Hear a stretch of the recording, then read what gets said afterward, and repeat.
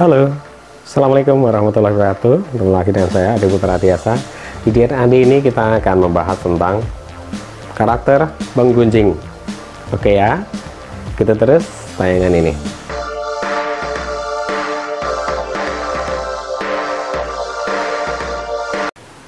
Ya, kita sering juga punya teman yang suka menggunjing atau menceritakan apapun terhadap kondisi teman kita, teman yang lain, bahkan keluarga, mungkin negara kita dan sebagainya.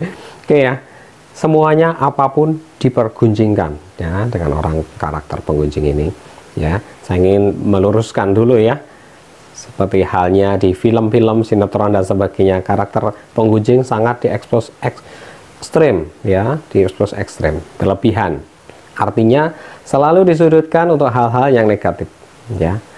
Karakter penggunjing dikorelasikan dengan iri, dengki, kemudian egois dan sebagainya ya. Itu adalah gambaran-gambaran negatif yang ada di sinetron dan film. Nah, di dunia nyata ternyata tidak demikian ya ekstrimnya ya. Ternyata kita semua ada positif negatifnya. Apapun yang karakter yang melekat di kita adalah ada positif negatifnya. Ya, kita ulik satu persatu tentang karakter penggunjing ini. Ya, ternyata berdasarkan penelitian juga karakter penggunjing adalah karakter punya jiwa sosial yang lebih tinggi dibandingkan karakter pendiam atau jarang membicarakan orang lain. Ini poinnya ya, punya kemampuan sosial yang lebih tinggi. Ya, kemampuan sosialnya banyak sekali ya.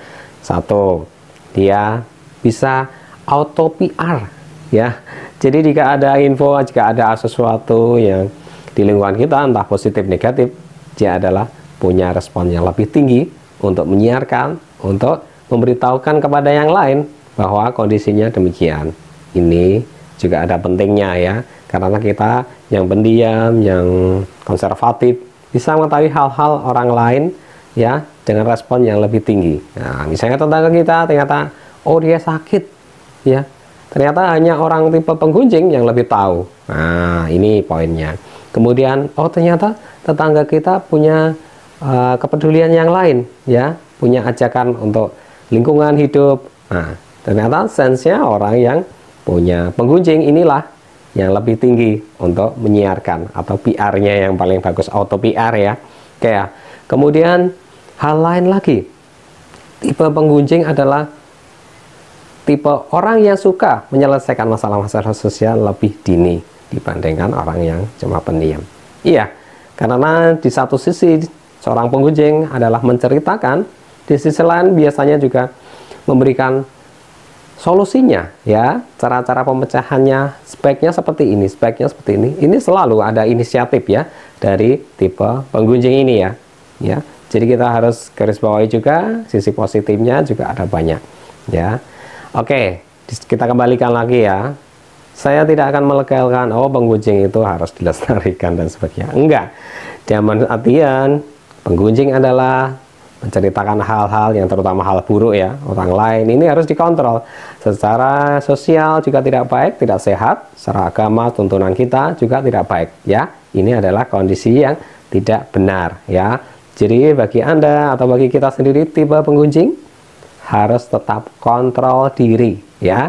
Ini bukan hanya melegalkan kita sebagai penggunjing, tapi kita harus mengontrol diri, harus cari positifnya, harus dikembangkan ya, seperti hal yang saya sebutkan tadi, bahwa interaksi sosialnya lebih tinggi, kepedulian sosialnya lebih tinggi, dan problem sosialnya, penyelesaiannya juga harus lebih tinggi. Ini harus digarisbawahi dan dikembangkan ya. Oke ya, lupakan gambaran buruk tentang penggunjing di sinetron, di film dan sebagainya, dan cerita fiksi yang lainnya ya. Sekarang kembangkan diri kita dari cari sisi positif dari sisi penggunjing itu ya. Selamat mencoba. Oke ya, tetap semangat. Akhirul salam. Wassalamualaikum warahmatullahi wabarakatuh.